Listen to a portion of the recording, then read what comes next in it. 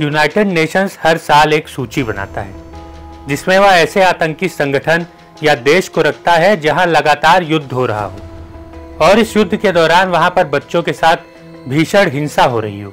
इसे list of shame कहते हैं। इस तरह संयुक्त राष्ट्र यानी कि यूएन की लिस्ट ऑफ शेम एक ऐसी वार्षिक रिपोर्ट है जिसे संयुक्त राष्ट्र महासचिव द्वारा जारी किया जाता है। यह रिपोर्ट उन देशों, समूहों और व्यक्तियों को लिस्टेड करती है जो बच्चों के अधिकारों का उल्लंघन करते हैं। खासकर इसमें सशस्त्र संघर्षों में बच्चों के खिलाफ हिंसा, यौन शोषण, हत्या, अपहरण और बच्चों को सैनिक के रूप में भर्ती करने के मामले शामिल होते हैं। इस रिपोर्ट में सशस्त्र संघर्ष का बच्चों पर प्रभाव के ढर्रे और अपराधों की जानकारी होती है।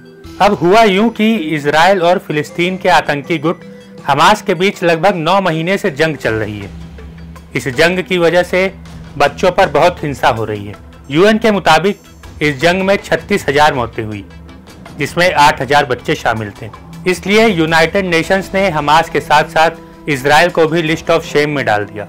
बता दें कि साल 1996 में बच्चों और सशस्त्र संघर्ष के लिए महासचिव के स्पेशल रिप्रेजेंटेटिव की व्यवस्था बनाई गई, जिसमें संघर्ष के दौरान बच्चों पर असर का आकलन करने के लिए 6 गंभीर अपराधों को चिन्हित किया गया।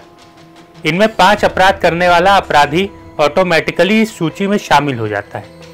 ये अपराध हैं युद्ध में भर्ती और बच्चों का इस्तेमाल, बच्चों की हत्या और उनकी अपंगता, बच्चों के खिलाफ यौन हिंसा, स्कूलों और अस्पतालों पर हमले, बच्चों का अपहरण और छठा है बच्चों समेत नागरिकों को मानवीय सहायता से दूर रखना।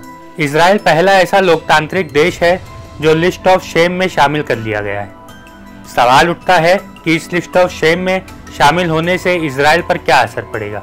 इसका सीधा सीधा कोई असर नहीं है, लेकिन इसमें आने वालों को खराब नज़र से देखा जाता है।